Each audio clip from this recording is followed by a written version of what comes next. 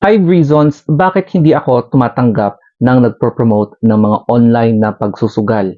Before tayo mag-start, alam niyo ba na ganito yung lagi kong nare-receive na mga message na nag-aalok sa akin na mag-promote ng pagsusugal? So, 3 to 5 times a day na identical na ganitong message, lalong-lalo na nung kasagsagan ng mga pogo. Para sa mga malalaking vloggers, ino-offeran sila ng as high as 6 digits. Pero itong figure na to, I'm not sure kung legit yan, pero ganyan kalaki kapag magpa-promote ka daw ng online sugal. Pero disclaimer, kahit na gaano kalaki yung offer nila, never akong nasilaw at hindi ko kinagat. Tsaka makikita niyo naman na wala akong ginawang promotion ng ganitong klaseng online gaming.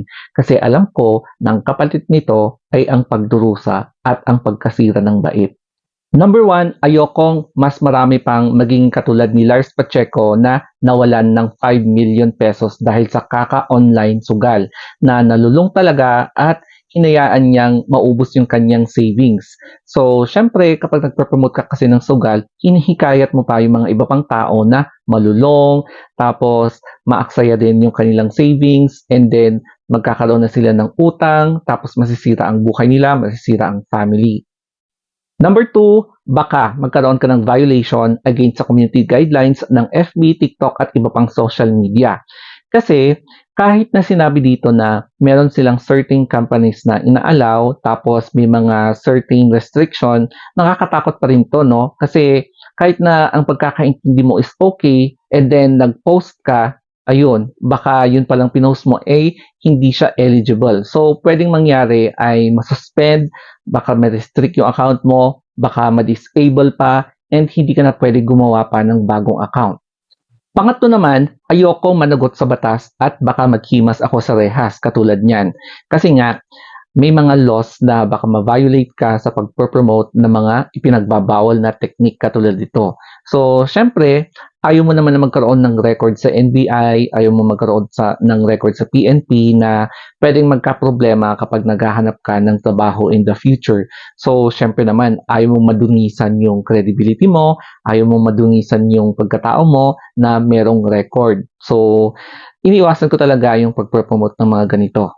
Pang-apat naman ay marami na kasi ang nagkakautang-utang dahil sa online gamings na ganito. So, syempre, kapag nalululong ka, hindi mo talaga may iwasan na yung mga hard-earned savings mo ay nalulustay mo hanggang sa utang na lang pala yung mga ginagamit mo sa online games. Tapos, too late na na-realize mo kapag sinisingil ka na ng mga taong pinag-utangan mo, nasisira na yung friendship nyo, nasisira na yung relationship mo sa family and mga relatives na pinag-utangan mo, and nasasaka na yung mga properties na niloan mo. Kaya nakakatakot kapag ganun na. Ang number 5, ang pinakamalungkot ay yung impact nito sa mental health mo dahil posible kang magkaroon ng signs of depression. Kasi alam niyo ba na meron akong kakilala na binawi niya ang kanyang buhay dahil ang laki ng pinatalo niya. So, nagkaroon siya ng signs of depression, and the only thing na gusto niyang gawin para matapos ang problema niya ay bawiin ang kanyang sariling buhay. So, late ko nang nalaman yon, pero syempre nakarating na siya sa loob ng lupa. And nakakalungkot dahil sa ganitong bagay, nagawa niyang, alam mo yon, bawiin niya yung kanyang buhay. Kaya ang advice ko sa mga kapwa ko content creators na pag-isipan nyo mabuti kapag merong nag-aalok sa inyo ng malaking halaga kapalit ng pagpo-promote nyo ng mga ganitong online games. Kasi ang kapalit talaga nito ay ang pagkasira ng buhay ng mga nanonood sa inyo. Dahil ang pag-angat mo ay ang kapalit pala ay ang pagdurusa ng ibang tao. Anyway, thank you so much sa mga nagsusubaybay sa mga uploads ko kahit na iba-iba yung mga topics ko. And eto nga pala yung social media accounts ko.